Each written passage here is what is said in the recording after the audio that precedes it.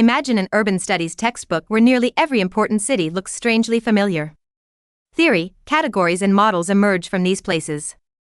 Hundreds of different cities then appear as incomplete cases expected to approach that standard. Jennifer Robinson challenges precisely this geography of knowledge.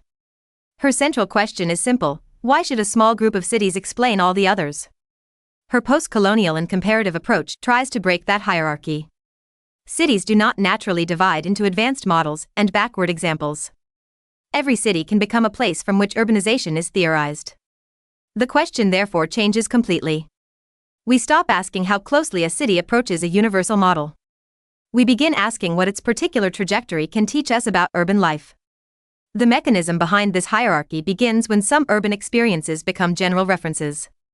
A heavily studied city produces concepts. Those concepts then travel and become tools for evaluating other places. The problem appears when that journey assumes the original experience represents the normal path. According to Robinson, urban theory must expand the geography from which knowledge is produced. Her idea of ordinary cities rejects separating places that generate theory from places that merely provide cases. This can be read as a redistribution of intellectual authority. A city does not need to reach a prestigious category before becoming theoretically interesting. Its conflicts, changes and trajectories can raise questions that transform our understanding of other cities. Comparison therefore begins by abandoning a hierarchical scale.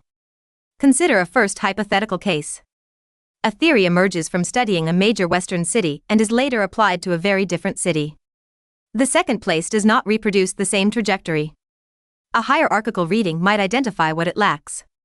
Robinson offers another possibility. We can ask which relationships, processes and changes appear there, and what they force us to reconsider. Difference stops functioning as evidence of delay.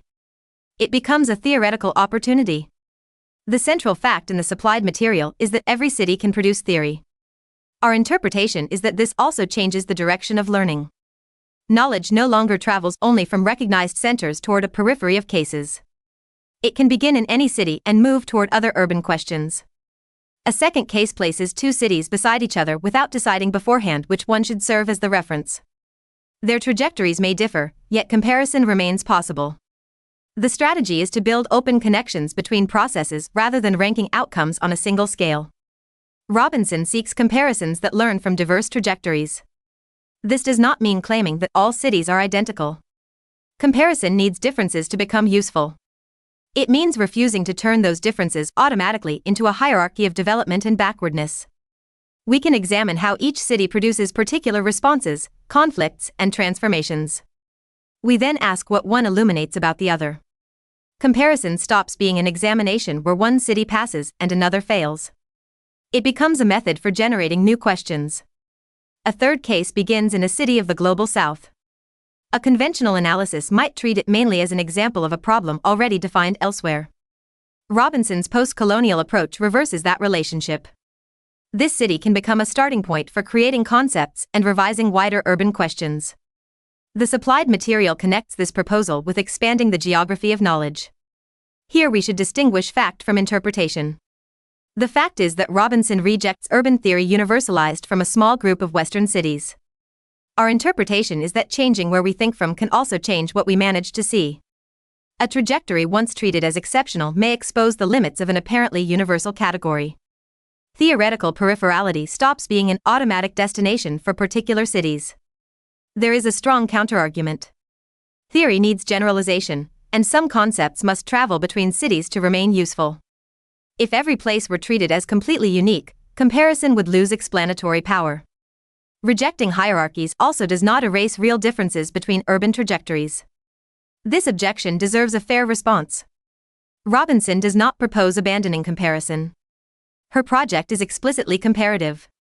She seeks open comparisons that do not decide in advance which city represents the norm. The problem is not using concepts beyond their place of origin. It appears when one particular experience quietly becomes a universal measure. Comparison still requires selecting relationships and differences. What changes is the willingness to let any city involved transform the categories being used. This perspective also changes the intellectual meaning of labels such as global or backward city. According to the supplied material, Robinson rejects hierarchies that turn some cities into references and others into deficits. Her concept of ordinary cities does not make differences unimportant. It releases them from a predetermined scale. My editorial reading is that this proposal creates an uncomfortable question for urban studies. Who receives the privilege of producing concepts, and who appears only as an object of research? A restricted geography of knowledge can turn particular experiences into universals without acknowledging that move. Expanding that geography allows diverse trajectories to challenge our questions. It does not simply add more cases to the map. It can change the language through which cities are understood. Return to the textbook from the opening. The cities once placed at its center remain useful, but they no longer monopolize theory.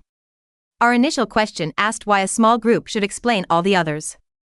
Robinson answers by replacing that hierarchy with a more open comparative practice.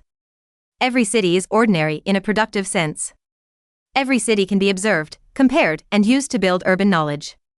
This does not erase differences between them. It makes those differences work intellectually without automatically turning them into degrees of progress. The final question therefore changes direction. Instead of asking which cities resemble the model, we ask which models must change after listening to more cities. That is the promise of a genuinely comparative and postcolonial urban theory.